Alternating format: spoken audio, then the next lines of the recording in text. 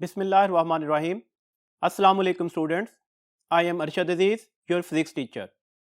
आज हम डिस्कस करने जा रहे हैं चैप्टर नंबर 7 को, और चैप्टर नंबर 7 की हम सेकंड डिवीजन्स को डिस्कस करेंगे, जो कि स्टार्ट होगी हॉरिजेंटल मैथ स्प्रिंग सिस्टम से till last of the topic तक, that is the sharpness of resonance. तो जो स्टार्ट करते हैं जी स्टूडेंट, हमारे पास पहला टॉपिक है horizontal mass spring system. Actually याद रखिएगा, हमने यहाँ पर कुछ फार्मूलाज लिखने होंगे, उन फार्मूलाज को अच्छी तरह से ध्यान में रखिएगा। उन फार्मूला के वेरिएबल्स के अकॉर्डिंगली क्वेश्चन पूछे जा सकते हैं, और जो वेरिएशन आएगी फार्मूला के वेरिएबल्स की, वो मैं एमसीक्यूज बनाकर आपको समझा दूंगा।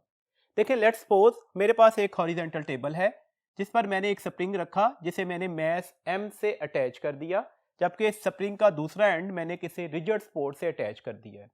तो ऑब्वियसली ये इसकी कौन सी पोजीशन होगी, that is said to be the mean position. अगर मुझे इसे डिस्प्लेस करना है तो इस साइड पर मुझे अप्लाइड फोर्स लगानी पड़ेगी। अप्लाइड फोर्स लगाने का मतलब है मैं इसको मीन पोजीशन से डिस्प्लेस करता जाऊंगा, और अगर applied force with in the elastic limit लगेगी तो ऑटोमेटिकली जहां पर हम अप्लाइड फोर्स लगाना बंद कर देंगे, इसमें रिस्टोरिंग फोर्स इसे इसकी एक्सट्रीम पोजीशन से किस साइड पर मूव करवा देगा, मीन पोजीशन की साइड पर। क्या पार्टिकल आकर अपनी मीन पोजीशन पर रुक जाएगा? कतई नहीं। अपने इनर्शिया की वजह से ये अब अपनी दूसरी एक्सट्रीम की साइड पर कंप्रेस होता जाएगा। तो डेट्स वाई याद रखने वाला पॉइंट हुआ, स्प्रिंग अपनी एक्सट्रीम से टुवर्ड्स मीन क्यों मूव करता है? रिस्टोरिंग फोर्स की वजह से। मीन से टुवर्ड्स एक्सट्रीम क्यों मूव करता है? Due to the property of inertia. ये इससे पहले वाले लेक्चर में भी आप पढ़ा है कि ये दो इंपॉर्टेंट प्रॉपर्टीज हैं, नंबर 1 प्रॉपर्टी ऑफ इनर्शिया और नंबर 2 रिस्टोरिंग फोर्स। अगर ये दो फोर्सेस ना लग रही हो तो ऑक्सीलेशन पॉसिबल नहीं है। तो दैट्स व्हाई इस under the influence of these two forces ये पार्टिकल वाइब्रेट करना शुरू कर देगा। इसकी रिस्टोरिंग फोर्स की वैल्यूज क्या होगी? That is the minus K X, where K क्या है? K is said to be the spring constant, और इसकी वैल्यूज किसके बराबर आएगी? That is the F R over X. याद रखिएगा, स्प्रिंग कांस्टेंट के जो यूनिट्स होते हैं वो same as the surface tension होंगे। आपको नजर आ रहा है कि यहां पर अप्लाइड फोर्स और रिस्टोरिंग फोर्स आपस में मैग्नीट्यूड में तो इक्वल निकलेंगे, लेकिन डायरेक्शन में अपोजिट हैं। डेट्स वाई मैंने नेगेटिव का साइन लगाया। एम ए किसके बराबर आ जाएगा? माइनस के एक्स के। तो डेट्स वाई ए किसके बराबर आ गया? माइनस के ओवर एम एक्स के। ये एक्सप्रेशन याद रखिएगा, that is the acceleration of a mass that are attach with the horizontal spring system. इससे पहले हम एक और एक्सप्रेशन कैलकुलेट कर आए, that is the acceleration of a particle executing the simple harmonic motion. अगर हम यहां पर इन दोनों चीजों को कंपेयर करते हैं तो हमें यहां पर नजर आ रहा है कि ये ओमेगा स्क्वायर की वैल्यूज निकल आएगी। दैट्स व्हाई ओमेगा स्क्वायर किसके बराबर आ गया? के बाय एम के। तो ओमेगा की वैल्यूज क्या आ गई? के बाय एम अंडर रूट। अब ये ओमेगा की वैल्यूज को अगर हम फर्दर प्रोसीड करते हैं तो हमारे पास फॉर्मूलाज बन जाएंगे। देखिए, अगर मैं ओमेगा की वैल्यूज लगाता हूं तो 2 pi by capital T, way time period है कैपिटल टी, के बाय एम अंडर रूट है, तो टाइम पीरियड का फॉर्मूला हमारे पास आ गया, that is the 2 pi M over K under root. This means that जो टाइम पीरियड है वो मैस अंडर रूट के साथ डायरेक्ट रिलेशन में होगा, और जो टाइम पीरियड है वो स्प्रिंग कांस्टेंट के अंडर रूट के साथ इनवर्स रिलेशन में है। देखिए, सिंपल से फिनोमिना हमसे यहां पर पूछे जा सकते हैं कि अगर मैं मैस ऑफ द पार्टिकल को 4 टाइम्स कर दूं तो what is the affect upon the time period? तो क्या अफेक्ट पड़ेगा टाइम पीरियड पर? वो ऑटोमेटिकली अब हमारे पास 4 अंडर रूट टाइम्स बढ़ेगा। दैट्स व्हाई हम इसे कहेंगे कि ये डबल हो जाएगा। सिमिलरली हम स्प्रिंग कांस्टेंट के साथ भी ये फीचर अप्लाई कर सकते हैं। अगर मैं स्प्रिंग कांस्टेंट को 4 टाइम्स कर देता तो अब टाइम पीरियड पर क्या फर्क पड़ता? रिलेशन इनवर्स के साथ है, तो दैट्स व्हाई अब ये क्या हो जाता? ये अब 1/2 हो जाता। 1/4 अंडर रूट लेना था, और 1/4 अंडर रूट क्या हो जाएगा? 1/2 हो जाएगा। तो स्प्रिंग कांस्टेंट को 4 टाइम्स करने से टाइम पीरियड हाफ हो जाएगा। स्प्रिंग कांस्टेंट कैसे वेरी करेगा? तो इसमें लास्ट लेक्चर में हम पढ़ा है कि स्प्रिंग कांस्टेंट की वेरिएशंस जो हैं वो उसके कॉम्बिनेशंस के साथ हो सकती है।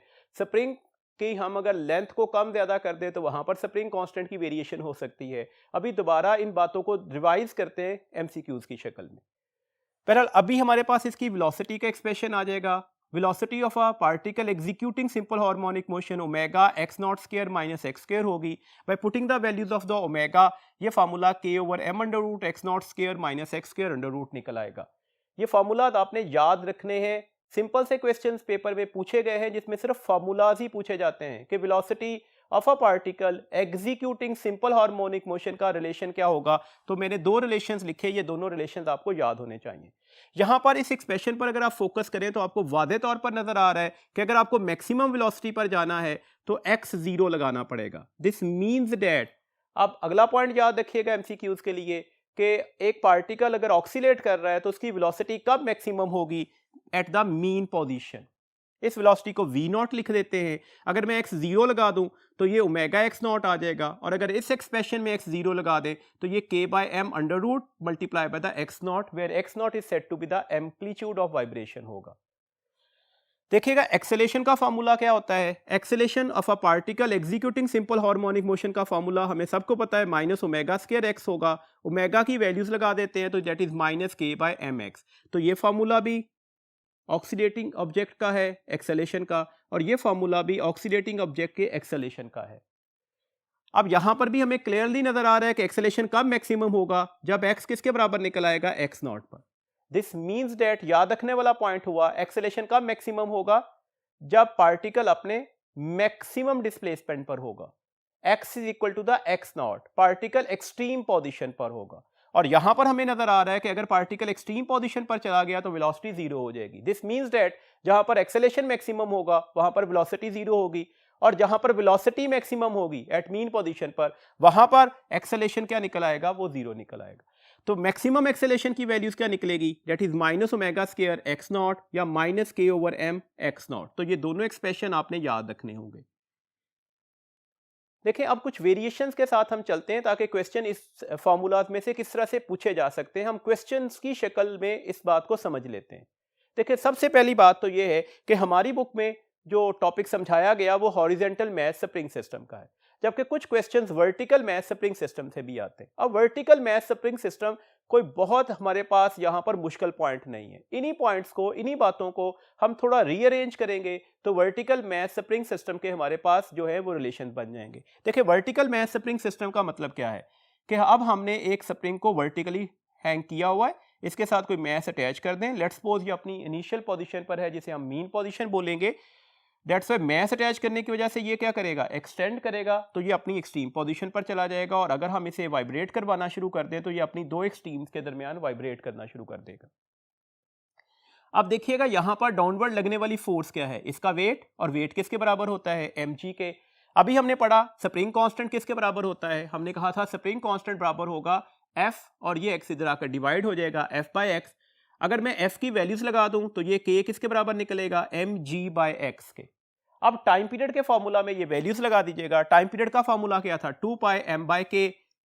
k की वैल्यूज क्या निकली, mg बाय x. x ऊपर जाके मल्टीप्लाई हो जाएगा, तो डेट्स वाई हमारे पास अब फॉर्मूला क्या बन जाएगा, that is 2 pi under root x by g.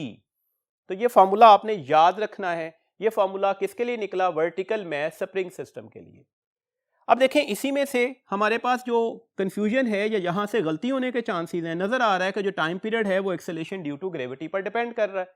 तो इसी से क्वेश्चंस पूछे जा सकते हैं आपसे. जैसे एक क्वेश्चन है, a vertical mass spring system has relation for its time period, दे दिया गया, ये आपको मेंशन कर दिया गया, 2 pi x by g. Now if it is taken to a planet where g dash, यहां पर उस प्लैनेट पर जो g की वैल्यूज थी आप इसे g प्राइम बोल दें, g बाय 10 है. Then the time period of that mass spring system at that planet is. देखें आपको पहले खुद कंफ्यूज करवाया गया फार्मूला देने के बाद. फार्मूला लिखकर आपको क्लियरली मेंशन कर दिया गया कि जो टाइम पीरियड है वो g पर डिपेंडेंट है.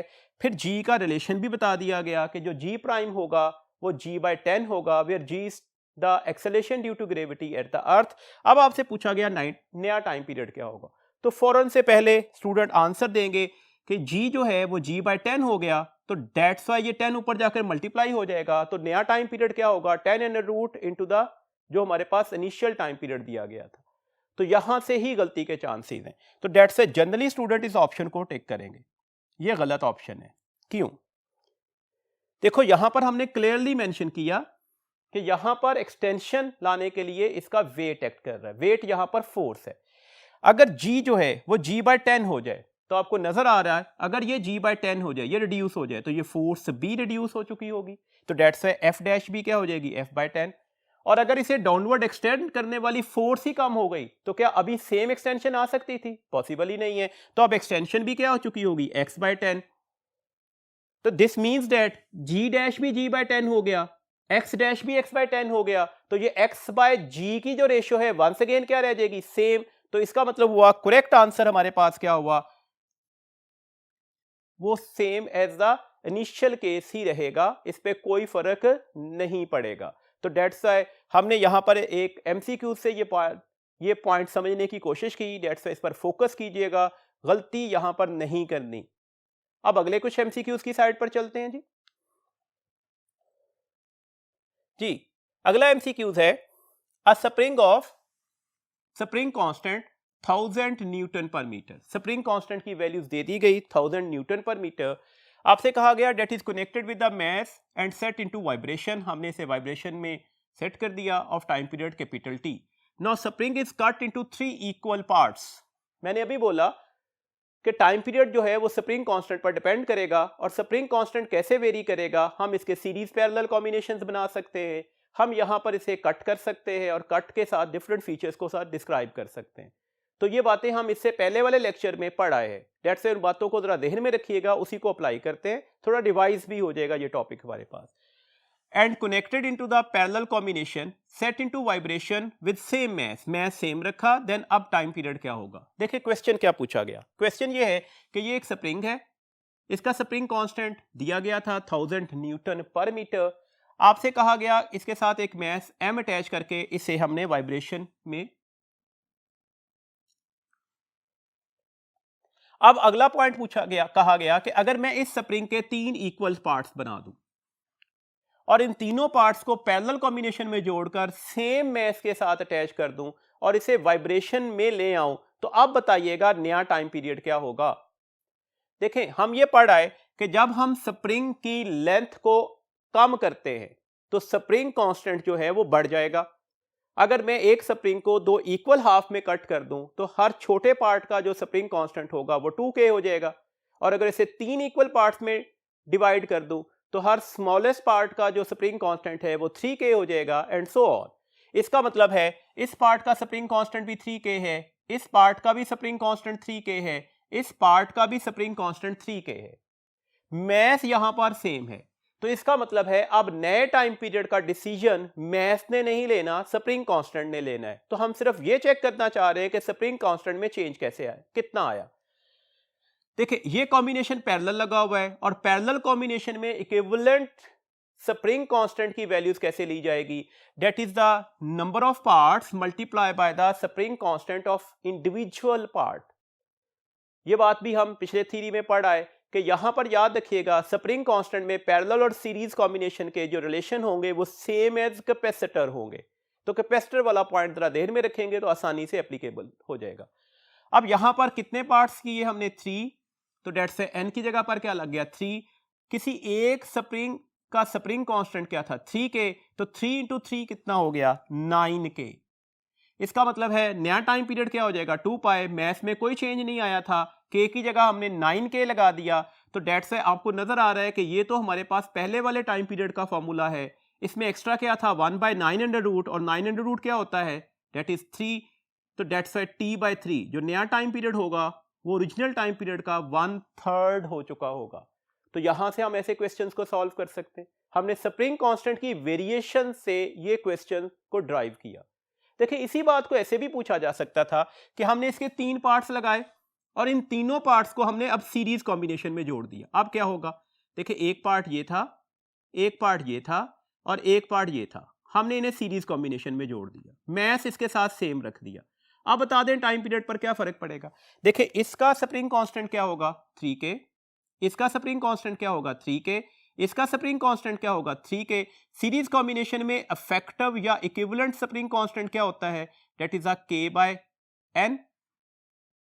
किसी एक पार्ट की स्प्रिंग कांस्टेंट की वैल्यू 3k है, कितने पार्ट किए थे? 3। तो डेट से आंसर पहले वाला स्प्रिंग कांस्टेंट ही हो जाएगा। तो इस सिचुएशन पर टी डैश जो है वो टी ही के बराबर निकलेगा।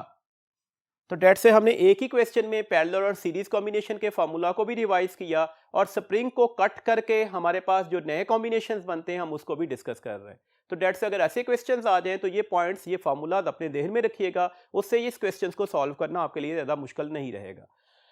नेक्स्ट हमारे पास जो टॉपिक आ रहा है डेट इज सिंपल पेंडुलम। काफी इंपॉर्टेंट टॉपिक है।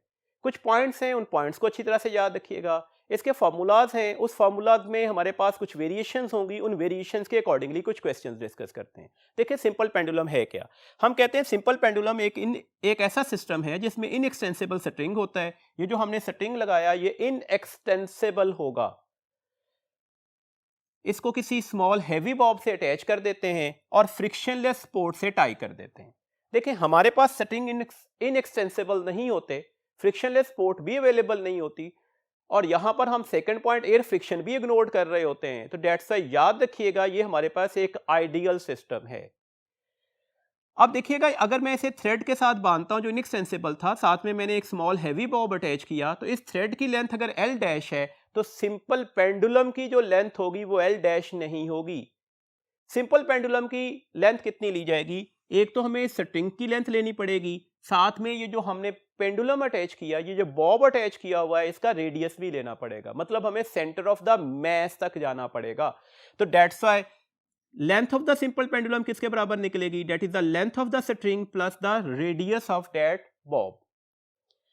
अच्छा जी, अगर हम इसको इसकी इनिशियल पोजीशन पर रखते हैं तो ये वर्टिकली हैंग हो जाएगा। इस पोजीशन के लिए हम लफ्ज बोलते हैं कि ये इसकी मीन पोजीशन है। आपको नजर आ रहा है कि upward tension in the string होगी और डाउनवर्ड फोर्स ऑफ ग्रेविटी है जिसे वेट बोला जाता है, और ये W के बराबर होगा, दैट इज mg।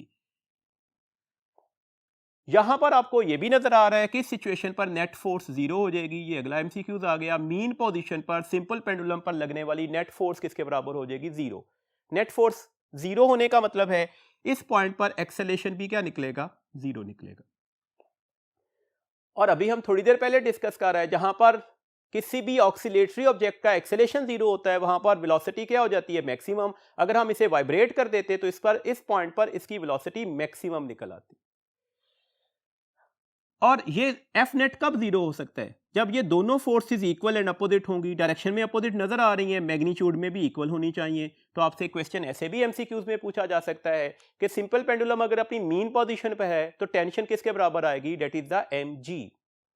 अब अगर हम इसे डिस्प्लेस कर देते हैं, हम इसे मीन पोजीशन से उठाते हैं और इसे डिस्प्लेस कर देते हैं, इसकी इस एक्सट्रीम पोजीशन पर ले आते हैं, तो अब क्या हुआ? देखें टेंशन तो अभी भी अलोंग द स्ट्रिंग रहेगी।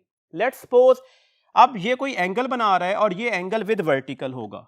यहां से वेरिएशन से क्वेश्चंस आते हैं, दैट्स ए इंपॉर्टेंट पॉइंट है, याद रखिएगा। मैंने एंगल किसके साथ डिस्कस किया? With vertical. और ये एंगल कितना कहा? थीटा। अब यहां पर वेट के दो कंपोनेंट्स बनेंगे। आपको पता है वेट वर्टिकली डाउनवर्ड होगा, इसका एक कंपोनेंट जो होगा वो अलोंग द स्ट्रिंग बनेगा, और ट्रिग्नोमेट्रिक रेशियो से अगर हम इसे सॉल्व करें तो ये mg cos थीटा होगा, जबकि जो दूसरा कंपोनेंट होगा वो टुवर्ड्स द मीन पोजीशन होगा, that is mg sin theta. अब कितनी फोर्सेस लगना शुरू हो गई? 3। एक टेंशन है अलोंग द स्ट्रिंग, एक mg cos थीटा है जो स्ट्रिंग वाली लाइन पर होगा बट टेंशन से अपोजिट होगा, और एक mg sin थीटा है जो टुवर्ड्स द मीन पोजीशन लग रहा है। तो अब याद रखने वाला पहला पॉइंट आ गया कि एक्सट्रीम पोजीशन पर टेंशन किसके बराबर होती है? तो that is not mg, that is mg cos theta. आपको नजर आ रहा है इस लाइन पर कोई मोशन नहीं होगी ना, मोशन तो ऐसे हो रही है। तो डेट से अगर इस लाइन पर मोशन कोई नहीं है तो यहां पर नेट फोर्स भी क्या मानी जाएगी? 0 मानी जाएगी। तो डेट से अब टेंशन mg cos थीटा होगी। मीन पोजीशन पर टेंशन किसके बराबर होती है जी? mg के। एक्सट्रीम पोजीशन पर टेंशन किसके बराबर होती है? mg cos थीटा के। यहां पर mg sin थीटा क्या है? ये वो फोर्स है जो कॉज कर रही है इसकी ऑक्सीलेशन को, और इस फोर्स को हम रिस्टोरिंग फोर्स कहते हैं। तो डेट्स व्हाई रिस्टोरिंग फोर्स की वैल्यूज क्या निकलेगी? वो mg sin थीटा होगी।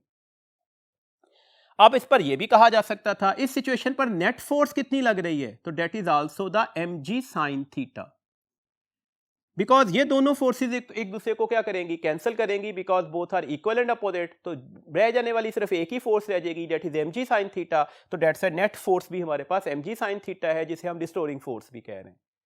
इसमें अगला पॉइंट हमारे पास याद रखिएगा जहां से कुछ वेरिएशन से क्वेश्चन आ सकते हैं। देखें हमने कुछ पॉइंट्स डिस्कस किए, मैं उसे रिवाइज करता हूं। मीन पोजीशन पर फोर्स भी जीरो, एक्सेलरेशन भी जीरो, डिस्प्लेसमेंट भी जीरो, इसका मतलब है पोटेंशियल एनर्जी भी जीरो होगी। जबकि मीन पोजीशन पर कौन कौन सी चीजें मैक्सिमम होगी?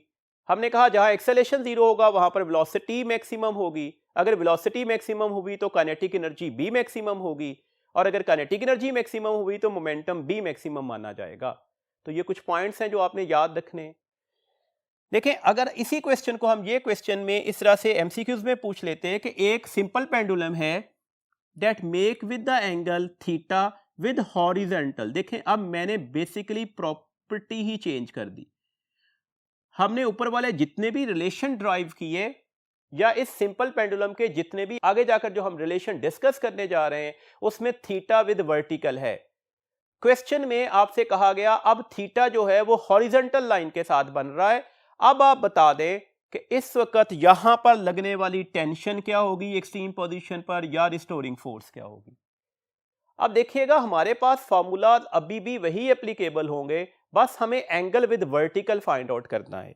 आपको नजर आ रहा है कि ये टोटल एंगल कितना निकलेगा, डेट इज द 90 डिग्री। इस हॉरिजॉन्टल और वर्टिकल लाइन के दरमियान एंगल कितना बना, दिस वन इज 90 डिग्री।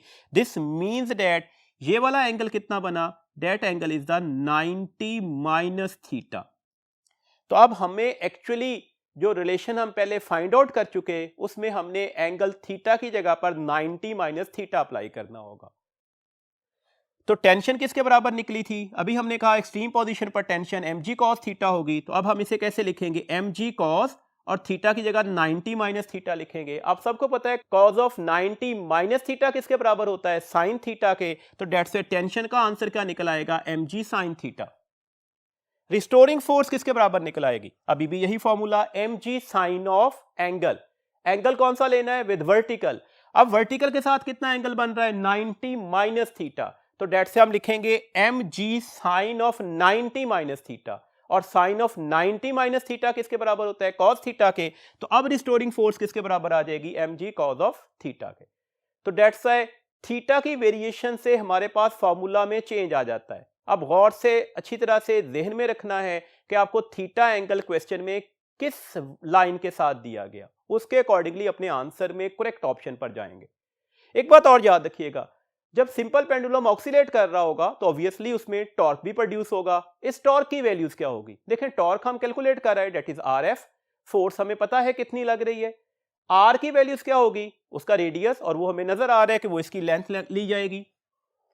अब यहां पर टॉर्क की वैल्यूज क्या निकल आएगी, देखें अगर थीटा विद वर्टिकल लिया जा रहा है तो मैंने अभी बोला फोर्स कितनी लगेगी, that is mg sine theta, F net लेनी है ना, और साथ में मोमेंट आर्म को मल्टीप्लाई कर दीजिएगा, डेट इज l। तो फॉर्मूला बन जाएगा mgl साइन थीटा। लेकिन अगर इसी क्वेश्चन में कहा जाता कि ये जो एंगल है विद हॉरिजॉन्टल लिया गया है theta, theta is the angle with horizontal, तो अब टॉर्क कितना लगेगा। तो अब फॉर्मूला में हमारे पास यहां पर क्या लिखा जाएगा, mgl, और इधर क्या लिखा जाएगा, साइन ऑफ 90 माइनस थीटा। तो साइन ऑफ 90 माइनस थीटा किसके बराबर होगा, कॉस थीटा के। तो डेट से अब टॉर्क का फॉर्मूला क्या हो जाएगा, mgl कॉस ऑफ थीटा। मैं इन बातों को रिपीट कर रहा हूं, अगर थीटा वर्टिकल के साथ दिया गया है तो टॉर्क का रिलेशन होगा सिंपल पेंडुलम में mgl साइन थीटा, और अगर थीटा हॉरिजॉन्टल के साथ दिया गया है तो टॉर्क का रिलेशन होगा mgl कॉस ऑफ थीटा। अब इसके कुछ डिफरेंट फॉर्मूलाज देखते हैं और उसके डिफरेंट पैरामीटर की वेरिएशंस के अकॉर्डिंगली डिफरेंट एमसीक्यूज को डिस्कस करते हैं। जी हमारे पास इसमें ओमेगा का रिलेशन क्या निकलेगा, जब हम इसे इस सिंपल पेंडुलम के टॉपिक को फर्दर सॉल्व करते हैं तो हमें वहां पर थ्योरी में चैप्टर में डिस्कस किया कि जो ओमेगा होगा वो g/l अंडर रूट होगा। अगर हम ये वैल्यूज को फर्दर प्रोसीड करते हैं तो ये टाइम पीरियड का एक्सप्रेशन बन जाएगा और ये फ्रीक्वेंसी का एक्सप्रेशन बन जाएगा। आपको वादे तौर पर नजर आ रहा है टाइम पीरियड जो है वो किस पर डिपेंड कर रहा है, that is the length of the simple pendulum पर। और ये सिंपल डायरेक्ट रिलेशन नहीं है बल्कि time period is directly proportional to the length under root. और जो टाइम पीरियड है वो सेकंड फैक्टर किस पर डिपेंड कर रहा है, डेट इज द g। और टाइम पीरियड और g के दरमियान कौन सा रिलेशन है, इनवर्स। तो time period is inversely proportional to the g under root, where g is the acceleration due to gravity. Similarly frequency के भी यही दो पैरामीटर्स बन रहे हैं। तो अब लेंथ और g की वेरिएशन से टाइम पीरियड या फ्रीक्वेंसी में चेंज आ सकता है, हम उसे ही डिस्कस करना चाह रहे हैं। देखें, हम एक एमसीक्यूज डिस्कस कर रहे हैं। लेट्स सपोज आपसे कहा जाए कि एक स्विंग है जिस पर कोई भी स्टूडेंट बैठा हुआ है। स्विंग एक्चुअली सिंपल पेंडुलम ही होता है। अगर वो स्टूडेंट इस स्विंग पर बैठा हुआ और उसका टाइम पीरियड t है, वही स्टूडेंट अब इस स्विंग के ऊपर खड़ा हो जाता है और दोबारा इसको वाइब्रेशन में लेकर आता है, अब टाइम पीरियड पर क्या फर्क पड़ेगा? तो फौरी तौर पर हमारे ध्यान में आता है कि यहां पर टाइम पीरियड में तो कोई फर्क नहीं पड़ना चाहिए क्योंकि लेंथ ऑफ द स्ट्रिंग तो सेम रहा।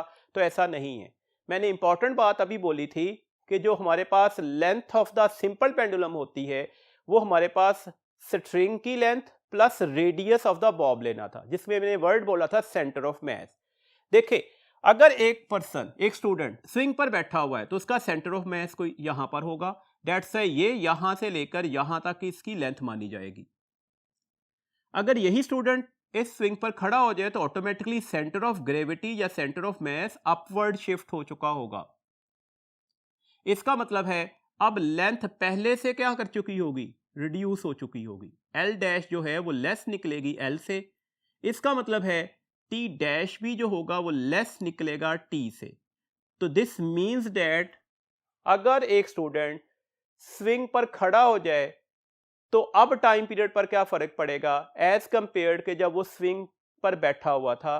तो अब टाइम पीरियड पहले से कम हो चुका होगा क्योंकि length of the simple pendulum या लेंथ ऑफ द स्विंग जो है वो रिड्यूस हो चुका था, क्योंकि लेंथ हमने सेंटर ऑफ मास तक लेनी होती है। ये इंपॉर्टेंट पॉइंट था, इसको अच्छी तरह से अपने जहन में रखिएगा क्योंकि अमूमन जनरली स्टूडेंट यहाँ पर गलती कर बैठते हैं। देखिए, एक बात हमें टाइम पीरियड के फॉर्मूला में बिल्कुल क्लियर है कि जो टाइम पीरियड है वो ना मास ऑफ द बॉब पर डिपेंड करता है ना एम्पलीट्यूड ऑफ वाइब्रेशन पर डिपेंड करता है। देखिए, लेट्स सपोज अगर कहा जाता ये एक स्टूडेंट स्विंग ले रहा है, इसके साथ एक और स्टूडेंट आकर बैठ जाए तो अब टाइम पीरियड पर क्या फर्क पड़ेगा? मास के बढ़ने से टाइम पीरियड पर कोई फर्क नहीं पड़ता, तो अब टाइम पीरियड पर कोई फर्क नहीं पड़ना चाहिए था। इसी में एक और पॉइंट देखते हैं, सेंटर ऑफ ग्रेविटी का, सेंटर ऑफ मास का कॉन्सेप्ट थोड़ा क्लियर करने के लिए। ये क्वेश्चन तकरीबन तमाम फॉर्मेट ऑफ एंटी टेस्ट में क्वेश्चन के तौर पर आ चुका। इसमें पैरामीटर्स थोड़े चेंज हो सकते हैं, लेकिन ये क्वेश्चन बार बार पूछा जाने वाला क्वेश्चन है। देखिए, आपसे कहा जाए कि हमारे पास 3 पेंडुलम्स हैं ए, बी एंड सी। उसमें जो हमने बॉब लगाया हुआ है उसमें 2 डिफरेंट मेटल्स लगाए हुए हैं, एल्यूमिनियम और लेड। और वो हमने इस तरह से लगाया कि ए पेंडुलम में ऊपर वाला अपर हाफ पोर्शन एल्यूमिनियम का है, नीचे वाला लेड का है। बी में हमने इसे इस तरह से डिवाइड किया, ये एल्यूमिनियम का पोर्शन है, ये लेड का है। सी में ऊपर वाला हाफ पोर्शन लेड का हो गया और नीचे वाला हाफ पोर्शन एल्यूमिनियम का हो गया। तो आपसे क्वेश्चन ये पूछा जा रहा है कि किस पेंडुलम में ग्रेटेस्ट टाइम पीरियड होगा? टाइम पीरियड की वैल्यूज मैक्सिमम से मैक्सिमम निकलेगी। तो जनरली यहां पर भी गलती होती है कि सब में टाइम पीरियड सेम होना चाहिए। तो once again centre of mass वाला कॉन्सेप्ट इंपॉर्टेंट है। आप सबको पता है डेंसिटी लेड की ज्यादा होती है as compare to the aluminium, और सेंटर ऑफ ग्रेविटी हमेशा टुवर्ड्स द हेवियर ऑब्जेक्ट होता है। इसका मतलब है इस सिचुएशन पर सेंटर ऑफ ग्रेविटी लेड की साइड पर आएगा। यहां पर तो सेंटर पे ही रहेगा, यहां पर अपवर्ड जाएगा तो यहां पर लेंथ कम हो चुकी होगी, इस सिचुएशन पर लेंथ बढ़ चुकी होगी। और अगर लेंथ इंक्रीज कर चुकी होगी तो ऑटोमेटिकली टाइम पीरियड भी इंक्रीज कर चुका होगा। तो इन तीनों सिस्टम्स के अंदर सबसे बड़ा टाइम पीरियड किस सिस्टम का निकलेगा? तो that is the system a. वजह डेंसिटी है, लेड की डेंसिटी ज्यादा होगी तो that's why centre of mass lead की साइड पर शिफ्ट करेगा। दिस मींस दैट इस सिचुएशन पर centre of mass downward shift होने की वजह से लेंथ ऑफ पेंडुलम बढ़ चुकी होगी। नेक्स्ट क्वेश्चन है जी, a simple pendulum of time period T that is taken on the earth is taken to the moon. आप इसे उठाकर मून पर ले गए। अर्थ के ऊपर इस सिंपल पेंडुलम का जो टाइम पीरियड था वो टी था। अब हम इस सिंपल पेंडुलम को मून पर ले जा चुके हैं। What will be it's new time period? अब इसका टाइम पीरियड क्या होगा? देखिए, मैंने कहा कि 2 फीचर चेंज होते हैं, एक लेंथ और एक जी। तो अब जी चेंज हो जाएगा। आप सबको अच्छी तरह से पता है gravitational acceleration on the surface of the moon that should be equal to the 1/6 gravitational acceleration on the surface of the earth. तो डेट्स वाई ये हमारे पास रिलेशन लिखा। अब नया टाइम पीरियड क्या होगा? 2 पाई एल। लेंथ में तो कोई चेंज नहीं आ सकता, चेंज किस में आया? जी में। तो जी डैश की जगह पर क्या लिखा? g/6। ये 6 ऊपर जाकर मल्टीप्लाई हो जाएगा तो 6 अंडर रूट, और ये हमारे पास जो फीचर था वो टाइम पीरियड था जो अर्थ पर था, तो that is 6 under root into the time period on the surface of earth. तो ये हमारे पास इसका एग्जैक्ट रिलेशन निकलेगा। देखिए इसी क्वेश्चन में एक और वेरिएशन देखते हैं। आपसे कहा जाए अबव क्वेश्चन, ऊपर वाला ही क्वेश्चन है, we want to have same time period. हम चाह रहे हैं कि अर्थ पर भी टाइम पीरियड वही रहे और मून की सरफेस पर भी टाइम पीरियड वही रहे। देन कौन सी ऑप्शन ठीक होगी? तो फौरी तौर पर हमारे ध्यान में आता है कि ये तो हो ही नहीं सकता। जब वैल्यू ऑफ जी डिक्रीज कर गई तो टाइम पीरियड भी डिक्रीज कर जाना चाहिए। तो अब इंपॉर्टेंट रोल किसने प्ले करना है? लेंथ ने। देखें सिंपल इज दैट, हमारे पास टाइम पीरियड में क्या रिलेशन आ रहा है? That is the L by ji under root, 2 pi तो कांस्टेंट है। दिस मींस दैट जी जिस रेशियो से डिक्रीज कर रहा होगा, अगर लेंथ भी आप उस पेंडुलम की उसी रेशियो से डिक्रीज करवा दें तो ऑटोमेटिकली अब टाइम पीरियड में कोई फर्क नहीं पड़ेगा। दिस मींस दैट हमारे पास करेक्ट ऑप्शन होगी दिस वन। मैंने अभी बोला टाइम पीरियड क्या होगा? That is the 2 pi l by ji under root. G dash क्या हो गया था? G by 6। G acceleration due to gravity at the surface of the moon क्या हो गई है? Acceleration due to gravity at earth divided by 6। तो अब यहां पर टाइम पीरियड तो चेंज हो गया, टाइम पीरियड चेंज होने नहीं देना। तो इसका मतलब है जिस रेशियो से जी को कम किया उसी रेशियो से लेंथ को भी कम कर देते हैं। तो that is the correct option. तो that is the delta.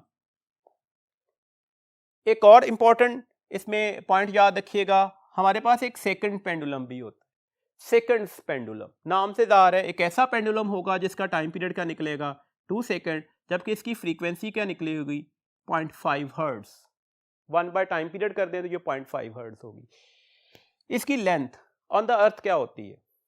0.99 metre, जिसको हम रफली 1 मीटर कहते हैं। अगर किसी पेंडुलम की लेंथ 1 मीटर हो जाए और हम सरफेस ऑफ अर्थ की बात कर रहे हैं जहां पर जी जो है 9.8 या रफली 10 मीटर पर सेकंड स्क्वायर लिया जाता है, उस वक्त उसका टाइम पीरियड एग्जैक्टली 2 सेकंड निकलेगा और ये सेकंड्स पेंडुलम कहलाता है। इसमें कुछ एक दो कंफ्यूजन होती हैं स्टूडेंट्स की, उसके अकॉर्डिंगली क्वेश्चन हम बनाते हैं जी। सबसे पहला क्वेश्चन है, second pendulum is on moon, what will be it's time period? देखो आपने डिक्लेयर कर दिया कि ये सेकंड पेंडुलम है मून का, second pendulum is on moon, तो डेट से अब कंफ्यूजन नहीं है। ऊपर वाले जो हम क्वेश्चन डिस्कस करके आ रहे हैं ना, तो फौरी तौर पर ध्यान में आता है क्योंकि मून के ऊपर वैल्यू ऑफ जी कम हो चुकी होगी, तो डेट से अब टाइम पीरियड जो निकलेगा वो हमारे पास 2 सेकंड से ज्यादा निकलेगा। तो ऐसा कतन नहीं है, आपने डिक्लेयर कर दिया है कि ये सेकंड पेंडुलम है मून का, तो डेट्स वाई बगैर सोचे समझे आंसर होगा 2 सेकंड ही। इसी क्वेश्चन में एक वेरिएशन पर आते हैं जी। वेरिएशन ये है कि सेकंड पेंडुलम्स ऑन अर्थ, अब मैंने डिक्लेयर किया कि वो सेकंड पेंडुलम अर्थ का था, that is taken on the moon, now it's time period. आपने एक सेकंड पेंडुलम था जो कि अर्थ पर, अर्थ की सरफेस का सेकंड पेंडुलम था, आप उसे उठाकर कहां पर ले गए हैं? मून की सरफेस पर ले गए हैं। अब उसका टाइम पीरियड क्या होगा? तो मून पर जाकर आप सबको पता है कि वैल्यू ऑफ जी जो है वो मून की कम होती है as compare to the value of G on the surface of earth. इसका मतलब हुआ कि वैल्यू ऑफ जी कम होने का मतलब क्या हुआ? टाइम पीरियड क्या कर जाएगा? बढ़ जाएगा। तो ये जो टाइम पीरियड अब निकलेगा that must be the larger than the 2 second. तो लिटिल बिट हमारे पास थोड़े अल्फाज की वेरिएशन के साथ उसी क्वेश्चंस में 2 डिफरेंट आंसर निकले, तो उसको अच्छी तरह से पहले परसीव करना है, बात को समझना है और उसके बाद अपने आंसर पर जाना होगा जी। इसमें एक बात और याद रखिएगा, जी की वेरिएशन शेप ऑफ अर्थ से भी चेंज होती है। आप सबको पता है जो अर्थ है वो एलिप्टिकल शेप में होती है, दैट इज द पोल, और ये लाइन उसकी इक्वेटर कहलाती है। आपको वादे तौर पर नजर आ रहा है कि जो पोल का रेडियस है वो कम निकलेगा as compare to the equator. Radius of pole जो है वो कम निकलता है as compare to the radius of equator. और हमारे पास रेडियस के साथ जी की वेरिएशन आती है, डेट से याद रखिएगा जी एट पी लार्जर निकलेगा as compare to the g at equator. Value of g सबसे मैक्सिमम सरफेस ऑफ अर्थ पर, याद रखिएगा सरफेस ऑफ अर्थ पर कहां पर होती है? पोल पर। और वैल्यू ऑफ जी सबसे minimum eight the surface of अर्थ कहां पर होती है? इक्वेटर पर। वजह उसके रेडियस की वेरिएशन है। दिस मीन्स दैट अगर आप एक पेंडुलम लेते हैं और उसे different point on the surface of अर्थ पर प्लेस करते हैं, तो सबसे बड़ा टाइम पीरियड कब निकलेगा?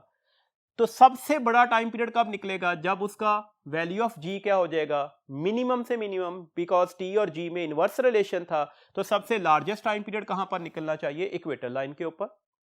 This means that time period at the pole minimum होगा, frequency of the pole maximum होगी। अगर टाइम पीरियड मिनिमम है पोल पर, तो ऑब्वियसली पोल पर फ्रीक्वेंसी मैक्सिमम हो जाएगी, बिकॉज फ्रीक्वेंसी और टाइम पीरियड एक दूसरे के रेसिप्रोकल हैं। अगर आप सेंटर ऑफ अर्थ पर चले जाते हैं तो अब क्या फर्क पड़ेगा जी, अब सबको पता है सेंटर ऑफ अर्थ पर वैल्यू ऑफ जी क्या हो जाती है, जीरो। सेंटर ऑफ अर्थ पर वैल्यू ऑफ जी है जीरो, और जब भी आप किसी भी क्वांटिटी को 2 pi into L under root किससे डिवाइड कर रहे हैं, जीरो से, तो समथिंग बाय जीरो क्या निकलेगा, इन्फिनिटी, तो टाइम पीरियड इन्फिनिटी हो जाएगा, जबकि फ्रीक्वेंसी क्या हो जाएगी, that would be the zero. अच्छा ये सिंपल पेंडुलम में एक और वेरिएशन भी है। चैप्टर नंबर 5 हमारे पास रियल एंड अपेरेंट वेट का केस था, जिसमें एक लिफ्ट अपवर्ड या डाउनवर्ड एक्सेलेरेट कर रही थी, तो वहां से भी वैल्यू ऑफ जी में फर्क पड़ा था। तो दैट्स व्हाई ऐसे क्वेश्चन भी पूछे जा सकते हैं कि आपने एक सिंपल पेंडुलम जो है वो लिफ्ट के अंदर माउंट कर दिया, लिफ्ट एक्सेलेरेट कर दी है आइदर द अपवर्ड और डाउनवर्ड, तो अब आप बता दें टाइम पीरियड पर क्या फर्क पड़ेगा, तो हम उसमें से एक क्वेश्चन डिस्कस कर लेते हैं। फार्मूला आपने वही चैप्टर नंबर 5 के रियल एंड अपेरेंट वेट वाले ध्यान में रखने होंगे। आपसे क्वेश्चन दिया जा रहा है, a lift is accelerating upward such that, उसका जो एक्सेलेरेशन है वो जी के बराबर है, और याद रखिएगा ये किस साइड पर जा रही है, अपवर्ड जा रही है। What will be the time period of pendulum mounted in it if at rest is it had T. अगर ये लेफ्ट रेस्ट में हो तो उसका टाइम पीरियड टी था, अब ये अपवर्ड जा रही है किस एक्सेलेरेशन से, that is equal to the acceleration due to gravity से, अब इसका टाइम पीरियड क्या होगा, देखें टाइम पीरियड का फॉर्मूला क्या होगा, that is 2 pi l by g. अब टाइम पीरियड क्या हो जाएगा, ये हमारे पास उस वक्त टाइम पीरियड का फॉर्मूला है जब वो रेस्ट पर था। अब नया टाइम पीरियड क्या हो जाएगा, 2 पाई, एल में कोई फर्क नहीं आया, जी में फर्क आएगा, तो डेट से मैंने जी प्राइम लिख दिया। जी प्राइम क्या होगा, चैप्टर नंबर 5 में आप पढ़ा है कि जब अपवर्ड एक्सेलेरेट कर रहा होता है तो अब नया एक्सेलेरेशन क्या निकलेगा, that is the acceleration due to gravity plus the upward acceleration. Upward acceleration g था, तो जी प्लस जी कितना हो जाएगा, 2g। अब जी प्राइम की जगह 2g की वैल्यूज लगा दीजिएगा। आपको नजर आ रहा है कि ये एक्सप्रेशंस तो हमारे पास यही वाला है, तो डेट्स है, इसे आपने टी मार्क किया, और ये 1/2 अंडर रूट एक्स्ट्रा था, तो हमारे पास टी प्राइम क्या हो जाएगा, t/2 अंडर रूट। इसी तरह से अगर डाउनवर्ड एक्सेलेरेशन होता तो हमारे पास ये formula g dash is g minus a लिखा जाता, तो यहां से आप इसे कंप्यूट कर सकते थे। बट कीप इन माइंड लफ्ज इंपॉर्टेंट है एक्सेलेरेटिंग। अगर इसी क्वेश्चन में ये कहा जाता कि लिफ्ट अपवर्ड मूव कर रही है with constant velocity with zero acceleration, और रेस्ट में अगर उस पेंडुलम का टाइम पीरियड t था, तो अब टाइम पीरियड क्या होगा, तो वो t ही रहेगा। एक्सेलेरेटिंग का वर्ड इंपॉर्टेंट है, तो यहां पर भी कुछ वर्ड्स पर फोकस करने के बाद नंबर 1 आप देखिएगा कि एक्सेलेरेटिंग का वर्ड लिखा हुआ है, नंबर 2 अपवर्ड और डाउनवर्ड मोशन के accordingly value of G change करेगी, तो उसके अकॉर्डिंगली यहां पर हमारे पास एमसीक्यूज में डिफरेंट वेरिएशंस आ सकती है। हमारे पास नेक्स्ट जो टॉपिक है that is energy conservation in simple harmonic motion. देखें हमारे पास पोटेंशियल एनर्जी क्या होगी, that is half K X square. आपको नजर आ रहा है पोटेंशियल एनर्जी वेरी कर रही है x के साथ, where x is the displacement. This means that जब ये x मैक्सिमम होगा पोटेंशियल एनर्जी भी मैक्सिमम हो जाएगी, और x कब मैक्सिमम होता है, अपनी एक्सट्रीम पोजीशन पर। डेट्स अगर हम x को x नॉट लगा दें तो पोटेंशियल एनर्जी मैक्सिमम निकल आएगी, डेट इज हाफ के x नॉट स्क्वायर। तो अगर आपसे क्वेश्चन पूछा जाए मीन पोजीशन पर पोटेंशियल एनर्जी क्या होगी, तो ऑब्वियसली जीरो होगी, बिकॉज x क्या होगा, जीरो होगा। काइनेटिक एनर्जी का फॉर्मूला क्या है, that is half K x not square minus half K X square. अब यहां पर हमारे पास काइनेटिक एनर्जी का मैक्सिमम होगी, तो ऑब्वियसली काइनेटिक एनर्जी वेलोसिटी की प्रॉपर्टी है, जब वेलोसिटी मैक्सिमम होगा उस वक्त काइनेटिक एनर्जी भी मैक्सिमम मानी जाती है। तो अभी हम बार बार पढ़ते आ रहे हैं वेलोसिटी एक ऐसे पार्टिकल को जो सिंपल हार्मोनिक मोशन या ऑक्सीलेटरी मोशन परफॉर्म कर रहा है कब मैक्सिमम होती है, मीन पोजीशन पर। तो डेट्स व्हाई काइनेटिक एनर्जी कब मैक्सिमम होगी, उसकी मीन पोजीशन पर। मीन पोजीशन पर x जीरो होता है, तो ये वाला फैक्टर जीरो हो जाएगा, तो आंसर जो है वो निकल आएगा half K x not square. जबकि अगर आपसे क्वेश्चन पूछा जाता है एक्सट्रीम पोजीशन पर काइनेटिक एनर्जी क्या होगी, एक्सट्रीम पोजीशन पर वेलोसिटी जीरो हो जाती है तो काइनेटिक एनर्जी भी क्या मानी जाएगी, जीरो मानी जाएगी। अगला पॉइंट अपने ध्यान में रखिएगा, अब टोटल एनर्जी क्या होगी। देखो टोटल एनर्जी क्या होगी, that is the sum of all the mechanical energies. आप किसी भी पॉइंट पर पोटेंशियल और काइनेटिक एनर्जी को जब जमा करेंगे तो हमारे पास वो टोटल एनर्जी होगी। देखें एक्सट्रीम पोजीशन पर potential energy half K x not square थी, अभी बोला एक्सट्रीम पोजीशन पर काइनेटिक एनर्जी जीरो होगी, तो दोनों को ऐड कर दें तो आंसर क्या निकल आया, half K x not square. Mean position पर काइनेटिक एनर्जी क्या है, half K x not square, जबकि मीन पोजीशन पर पोटेंशियल एनर्जी क्या होती है, जीरो होती है, तो जब दोनों को जमा कर देंगे तो आंसर फिर भी क्या निकल आएगा, half K x not square. This means that potential energy की जो मैक्सिमम वैल्यूज है वो एक्चुअली टोटल एनर्जी ही की वैल्यूज है। काइनेटिक एनर्जी मैक्सिमम की जो वैल्यूज है वो एक्चुअली टोटल एनर्जी ही की वैल्यूज है। अब देखें पोटेंशियल और काइनेटिक एनर्जी में तो चेंज आ रहा है। पोटेंशियल एनर्जी मैक्सिमम एक्सट्रीम पर है, टुवर्ड्स मीन आते हुए उसकी पोटेंशियल एनर्जी कम होते होते जीरो हो जाएगी। काइनेटिक एनर्जी मैक्सिमम मीन पर है, टुवर्ड्स एक्सट्रीम जाते जाते उसकी काइनेटिक एनर्जी कम होती जाएगी और एक्सट्रीम पर जाकर जीरो हो जाएगी। जबकि आपको नजर आ रहा है कि टोटल एनर्जी किसी भी पॉइंट पर हमेशा एक ही वैल्यूज की रहेगी, that is half K x not square. तो टोटल एनर्जी हर पॉइंट पर मैक्सिमम भी होती है और कांस्टेंट भी होती है। ये पॉइंट एमसीक्यूज के लिए याद रखिएगा, टोटल एनर्जी हर पॉइंट पर मैक्सिमम भी होगी और कांस्टेंट भी होगी। देखिए यहां पर टोटल एनर्जी का थोड़ा फॉर्मूला चेंज भी हो सकता है, मैं के की वैल्यूज को चेंज कर दूं, रिप्लेस कर दूं। ये बार बार हम ऐसी बातें डिस्कस करते आ रहे हैं, दैट्स व्हाई अब इन पॉइंट्स को अपने ध्यान में रखा करें। आपको पता है ओमेगा क्या होता है, के बाय एम अंडर रूट। अगर मैं यहां पर स्क्वायर ले लूं तो ओमेगा स्क्वायर क्या आ जाएगा, K by M. This means that K किसके बराबर आ जाएगा, एम ओमेगा स्क्वायर के। तो के की जगह पर मैं अगर एम ओमेगा स्क्वायर लगा लूं तो that is also the expression of the total energy. अभी जो हमने पॉइंट्स बोले उसे ग्राफिकल रिप्रेजेंटेशन दे देते हैं। देखें एक हॉरिजॉन्टल लाइन पर डिस्टेंस ले लेते हैं, ये हमारे पास मीन पोजीशन है, एक हमारे पास इस साइड की एक्सट्रीम है और एक साइड की एक्सट्रीम है। लेट्स सपोज अगर हम इसे पॉजिटिव लेते हैं तो ये नेगेटिव मानी जाएगी। ये हमारे पास एक एक्सट्रीम का पॉइंट आ गया, ये दूसरी एक्सट्रीम का पॉइंट है, यहां पर हमारे पास मीन पोजीशन है। अगर मुझे काइनेटिक एनर्जी का ग्राफ ड्रॉ करना है तो काइनेटिक एनर्जी कहां पर मैक्सिमम थी, काइनेटिक एनर्जी मैक्सिमम थी अपनी मीन पोजीशन पर, जबकि एक्सट्रीम पोजीशन पर काइनेटिक एनर्जी की वैल्यूज क्या निकली थी, जीरो। तो ऑटोमेटिकली हमें नजर आ रहा है कि ये ब्लैक कलर से बना हुआ जो ग्राफ है वो काइनेटिक एनर्जी का होगा। आपको नजर आया काइनेटिक एनर्जी की वैल्यू जीरो है at one of the extreme end another extreme, because हम एनर्जी की वैल्यूज किसके अकॉर्डिंगली ले रहे हैं, वाई एक्सिस के लॉन्ग। तो डेट्स व्हाई इस ब्लैक कलर से बना हुआ जो ग्राफ होगा वो काइनेटिक एनर्जी को रिप्रेजेंट करेगा। पोटेंशियल एनर्जी का ग्राफ क्या होगा, पोटेंशियल एनर्जी मैक्सिमम होगी दोनों एक्सट्रीम पर, जबकि जीरो हो जाएगी मीन पर। तो ये ब्लू कलर से बना हुआ ग्राफ जो है वो पोटेंशियल एनर्जी को रिप्रेजेंटेशन दे रहा है। जबकि टोटल एनर्जी का ग्राफ क्या होगा, हमने अभी बार बार बोला टोटल एनर्जी हर पॉइंट पर कांस्टेंट भी होगी मैक्सिमम भी होगी। तो ये हॉरिजॉन्टल स्ट्रेट लाइन जो है जो रेड कलर से बनाई गई, ये हमारे पास किस चीज की रिप्रेजेंटेशन दे रही है, that is the total energy. देखिए एक और पॉइंट, एक और फीचर जरा ध्यान में रखिएगा। देखिए एक सिंपल पेंडुलम है या कोई भी ऑक्सीलेटिंग ऑब्जेक्ट है, वो अगर ऑक्सीलेट करना शुरू कर दे, ये मीन पोजीशन से चला, वन ऑफ द एक्सट्रीम पर गया, फिर मीन पर आएगा, अदर एक्सट्रीम पर गया और फिर मीन पर आया, तो एक वाइब्रेशन कंप्लीट हो गई। इस एक वाइब्रेशन को कंप्लीट करने के टाइम को क्या बोला जाता है, दैट इज टाइम पीरियड। अब इसी के अकॉर्डिंगली मैं पोटेंशियल एनर्जी का ग्राफ ड्रॉ करता हूं। देखिए पोटेंशियल एनर्जी मीन पोजीशन पर जीरो हो गई, जब वो एक्सट्रीम पर गया वो अपनी मैक्सिमम वैल्यूज पर चली गई, फिर मीन पर वो जीरो हो गई, दूसरी एक्सट्रीम पर भी वो मैक्सिमम हो गई। एनर्जी है ना, हमारे पास स्केलर क्वांटिटी है, डेट्स व्हाई मैं इसे लोअर बॉटम पर नहीं दिखा रहा।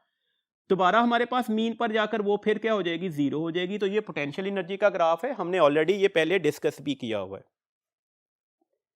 अच्छा अब देखिएगा इसका टाइम पीरियड क्या होगा। आपको नजर आया कि यहां पर जो है वो ऑक्सीलेशन कंप्लीट यहां पर हो चुकी। जब ये ऑक्सीलेशन कंप्लीट हो चुकी, ये एक साइकिल कंप्लीट हो चुका, तो ये इसका टाइम पीरियड निकलेगा। दिस मीन्स दैट ये भी एक टाइम पीरियड है इसका पोटेंशियल एनर्जी का, ये इसका दूसरा टाइम पीरियड है, ये मिलकर इसके टोटल टाइम पीरियड के बराबर आते हैं। तो जो पोटेंशियल एनर्जी का टाइम पीरियड होगा that is equal to the t/2, where t क्या है, इस ऑक्सीलेशन का टाइम पीरियड। दैट्स है जो पोटेंशियल एनर्जी की वेरिएशन होगी, जिसे आप फ्रीक्वेंसी भी बोल सकते हैं, तो पोटेंशियल एनर्जी को जो फ्रीक्वेंसी होगी वो 2 time of the frequency of the oscillatory object होगी। तो ये कुछ पॉइंट्स आपने याद रखने। काइनेटिक एनर्जी की वेरिएशन भी यही होगी। टोटल एनर्जी में क्या फर्क पड़ेगा, तो टोटल एनर्जी एक हॉरिजॉन्टल स्ट्रेट लाइन है, तो इसका मतलब हुआ टोटल एनर्जी का टाइम पीरियड क्या निकलेगा, that would be the infinity. उसकी फ्रीक्वेंसी क्या निकलेगी, दैट इज 0। अच्छा, इसमें एक और क्वेश्चन हम डिस्कस करते हैं, हम इनकी वेरिएशन काइनेटिक और पोटेंशियल एनर्जी की वेरिएशंस डिस्कस कर रहे होते हैं। देखिए आपसे एक क्वेश्चन है, at what distance from the mean position kinetic energy is equal to the potential energy. Mean position से किस फासले पर काइनेटिक और पोटेंशियल एनर्जी बराबर हो जाएंगी, तो फौरी तौर पर हमारे ध्यान में आता है दैट मस्ट बी x0/2, क्योंकि हाफ ऑफ द डिस्टेंस पर ही ये आधी आधी हो चुकी होंगी। तो ऐसा नहीं है। देखिए कैलकुलेशंस करते हैं, हमने क्या कहा, पोटेंशियल और काइनेटिक एनर्जी बराबर हैं। मैंने पोटेंशियल एनर्जी की वैल्यूज लगाई half K X square, kinetic energy की वैल्यूज लिखी half K x not square minus half K X square. ये फैक्टर इधर आकर प्लस हो गया, half K X square plus half K X square हो गया, और इस साइड पर सिर्फ half K x not square था। के से कैंसिल हो गया, तो एक्स स्क्वायर निकल आया हाफ एक्स नॉट स्क्वायर। अगर मैं दोनों साइड पर स्क्वायर रूट ले लूं तो x की वैल्यूज निकल आएगी x0/2 अंडर रूट। तो याद रखिएगा, अगर मीन पोजीशन से फासला x0/2 अंडर रूट हो, where x0 is the amplitude, तो उस पॉइंट के ऊपर हमारे पास काइनेटिक एनर्जी और पोटेंशियल एनर्जीज आपस में बराबर हो जाती हैं। जी, हमारे पास नेक्स्ट जो टॉपिक्स हैं वो छोटे छोटे से टॉपिक्स हैं, कुछ क्विक रिस्पॉन्ड पर कुछ इन्फॉर्मेशन आपने याद रखनी है, जस्ट इन्फॉर्मेटिव क्वेश्चंस आएंगे यहाँ से। तो सबसे पहला टॉपिक है रेजोनेंस का। जी, रेजोनेंस क्या है, लेट्स सपोज मेरे पास एक सिस्टम है जिसमें मैंने कुछ पेंडुलम्स को किसी कॉर्ड के साथ हैंग कर दिया। यहाँ पर ये हमारे पास पेंडुलम नंबर ए है, ये पेंडुलम नंबर बी है और ये पेंडुलम नंबर सी है। लेट्स सपोज हम एक और पेंडुलम लेकर आते हैं और इसे हम वाइब्रेट करवा देते हैं। अगर मैं इसे वाइब्रेट करवाऊंगा तो ऑब्वियसली ये अपनी एनर्जी किसको शिफ्ट करेगा, इस कॉर्ड को, और इस कॉर्ड से इन तीनों सिस्टम्स में ये एनर्जी ट्रांसफर हो जाएगी। अब अगर ये तीनों सिस्टम में ये एनर्जी ट्रांसफर्ड होगी तो इसका मतलब है ये तीनों की तीनों पेंडुलम को वाइब्रेट करना चाहिए। आप अगर क्लियरली ऑब्जर्व करेंगे तो आपको नजर आएगा सिर्फ यहां पर वाइब्रेशन जो होगी वो मैक्सिमम होगी। इसका मतलब है इस पॉइंट पर एनर्जी ट्रांसफर्ड मैक्सिमम होगा। ये हमारे पास जो फिनोमिना है वो रेजोनेंस कहलाता है। तो रेजोनेंस का फिनोमिना क्या है, अगर हम कहते हैं किसी भी ड्राइविंग फोर्स की फ्रीक्वेंसी ऑक्सीलेटिंग सिस्टम की फ्रीक्वेंसी के बराबर हो जाए तो वहां पर हमारे पास रिस्पांस मैक्सिमम हो जाता है। That phenomena is known as resonance. ये दोनों फ्रीक्वेंसीज कैसे बराबर हैं, हमें यह पता है कि जो फ्रीक्वेंसी है वो सिर्फ और सिर्फ एक ही चीज पर डिपेंड कर रही होती है, वो है जी लेंथ ऑफ द पेंडुलम। इसे हम नेचुरल फ्रीक्वेंसी भी बोलते हैं। तो डेट से आपको नजर आ रहा है इन दोनों सिस्टम्स की लेंथ बराबर थी, तो ऑब्वियसली इन दोनों की फ्रीक्वेंसीज भी क्या होंगी, बराबर होंगी। तो डेट से आपने जो मैक्सिमम रिस्पांस ऑब्जर्व किया वो सिस्टम ए पर ही करेंगे। अब अगला पॉइंट याद रखिएगा, यहां पर एनर्जी ट्रांसफर जो होता है वो मैक्सिमम होता है। याद रखिएगा किसी भी पॉइंट पर एनर्जी ट्रांसफर मैक्सिमम नहीं था, बी और सी पर एनर्जी ट्रांसफर मैक्सिमम नहीं था, तो कहां पर एनर्जी ट्रांसफर मैक्सिमम होता है, जहां पर रेजोनेंस अक्कर कर रही होती है। इसमें कुछ हमारे पास एग्जांपल्स दी गई हैं बुक में, जैसे स्विंग की एग्जांपल है, ऑक्सीलेटिंग ब्रिज की एग्जांपल है, ट्यूनिंग ऑफ अ रेडियो है और माइक्रोवेव ओवन है। स्विंग और oscillating bridge actually mechanical resonance की एग्जांपल्स होंगी, ट्यूनिंग ऑफ अ रेडियो और माइक्रोवेव ओवन जो है वो इलेक्ट्रिकल रेजोनेंस की एग्जांपल्स हैं। माइक्रोवेव ओवन में दो और इंफॉर्मेशन दी गई, वेवलेंथ की वैल्यूज लिखी हुई है और फ्रीक्वेंसीज की वैल्यूज लिखी हुई है। ये भी एमसीक्यूज के लिए आपने याद रखिएगा। कितनी वेवलेंथ लिखी हुई है जी आपकी बुक में, 12 सेंटीमीटर, और फ्रीक्वेंसी है 2450 मेगाहर्ट्ज।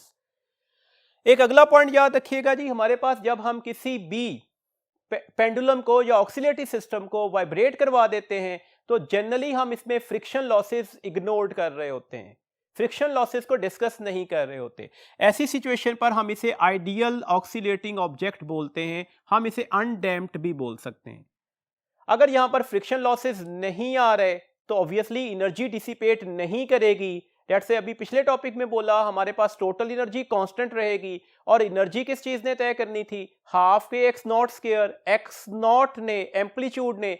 इसका मतलब है एम्पलीट्यूड ऑफ वाइब्रेशन टाइम के साथ साथ कम नहीं हो रहा होगा, ये कांस्टेंट एम्पलीट्यूड के साथ इन्फिनिट टाइम तक लिए वाइब्रेट करता रहेगा। प्रैक्टिकली ऐसी सिचुएशंस नहीं होती, फ्रिक्शन लॉसेज आते हैं, वो फ्रिक्शन लॉसेज स्लाइडिंग फ्रिक्शन की वजह से हो सकते हैं, एयर फ्रिक्शन की वजह से हो सकते हैं।